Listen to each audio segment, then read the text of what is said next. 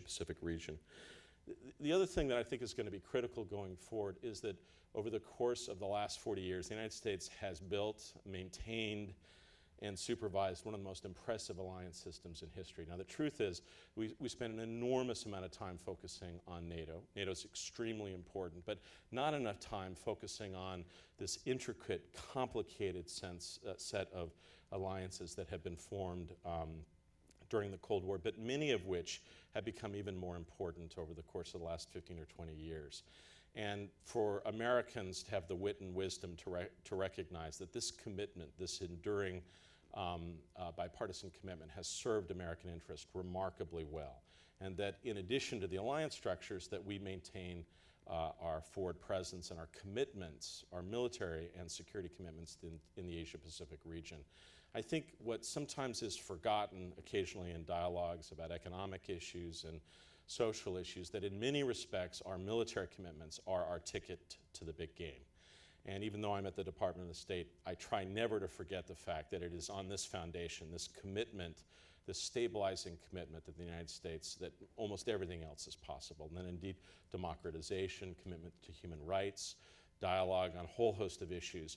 We are taken seriously. We are thought to be a critical nation largely because of this commitment. And I expect that that commitment will continue into the future. What's interesting is in previous elections, there had been debates within the United States about the viability of maintaining large forward deployed forces in the Asia-Pacific region.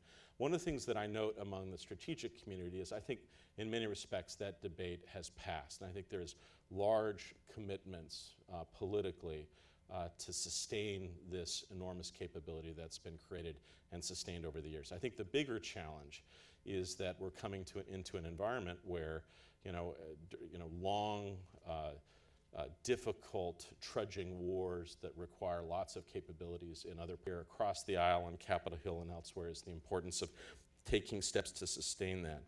The other thing that I think is going to be critical going forward is that despite all the challenges that we're facing, that the United States in some form or manner takes steps to sustain an open and free trading system and an economic environment, financial environment in the Asia-Pacific region that is coming under enormous strains. Now, some of the strains are focused on the United States, but the truth is that this is a set of challenges that we're seeing across the Asia-Pacific region.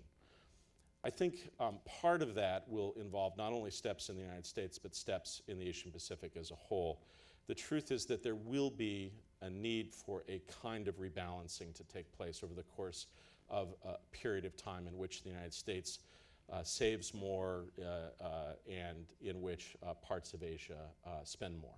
Now, how that works out, how that plays out is going to be challenging. It's going to take a lot of time. There will be some structural adjustments. But overall, in this environment, the United States needs to continue to play a role to articulate an agenda and a vision of a commitment to a system that rewards prosperity and openness. The advantages that I see going forward, again, I was out of government for 10 years, much changes in that period of time. One of the biggest changes that I have seen is that in the period 10 years ago, it was possible to go to many Southeast Asian countries, even other places in Northeast Asia, in which there was some ambivalence about the American role. Do you really want the Americans involved? It's difficult local politics, lots of challenges. One of the things that I'm finding, particularly in Southeast Asia on my visits, is a very welcome statement about American involvement going forward. And this extends not just to the countries that you would probably expect, Philippines and Thailand, but to Vietnam, to Indonesia. Indonesia, probably the most assertive country asking for a strong American commitment to the region. And I think you're seeing a sense and a commitment from a wider group of nations that there is a welcome role for the United States going forward. And I think part of that is a recognition that when the United States is engaged and also has a positive dialogue with China, it increases the framework of action, the possibilities for Southeast Asian nations going forward. So the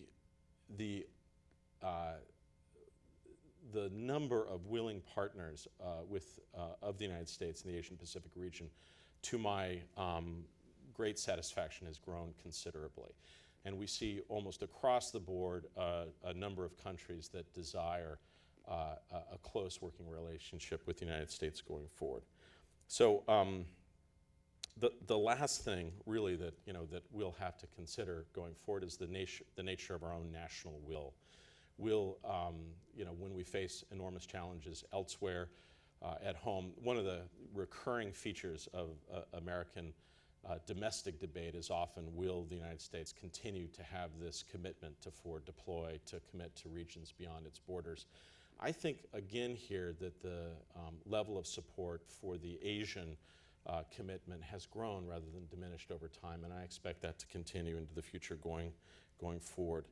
Now, the parable, the hegemonic parable of rising states and how established states deal with rising states is, for anyone who's worked in international relations theory, is a cautionary tale, to be sure. And the abiding wisdom is that the only one handled well in history is the one between Great Britain and the United States at the turn of the last century. But a number of recent histories, detailed histories of correspondence and interaction between senior British and American officials over this 20-year period make clear that despite the fact that the handover of global power from Whitehall to Washington sort of in retrospect appears relatively sanguine and easy, the truth is at the time it was deeply challenging, extraordinarily difficult, and there was an enormous amount of tension at various times between the United States and Great Britain. And so one of the things I think anyone involved in trying to craft or comment upon the relationship between the United States and China should recognize that even in the easiest circumstances, this is a very difficult proposition, and one that will take years, patience, there will be setbacks, there will be challenges going forward. So how to think about that? The first, I think, is just to recognize the nature of the difficulty in it, and that history is replete with lots of examples of what can go wrong. I actually think that history and the fact that it is well known by both American and Chinese architects assists us. Many other periods in history, there was not as much understanding about the sort of the hegemonic parable, and the fact that when I talk with Chinese officials, they have studied previous examples, as have Americans. And I think the fact that there is a recognition of what can go wrong, I believe that that serves as a buffer and as a recognition of what can be aspired to and also what can be avoided or what should be avoided. I think a second issue that I would suggest is that recognition that in this environment, as my colleague and dear friend, the Deputy Secretary Jim Steinberg said, that there will be a need for strategic reassurance on both sides. And that in addition to our dialogues on various issues, we're going to need a more comprehensive dialogue between the United States and China on a range of operating issues, whereby over the course of the next several years, decades, it is inevitable that China is going to become a more active player in a variety of military fields.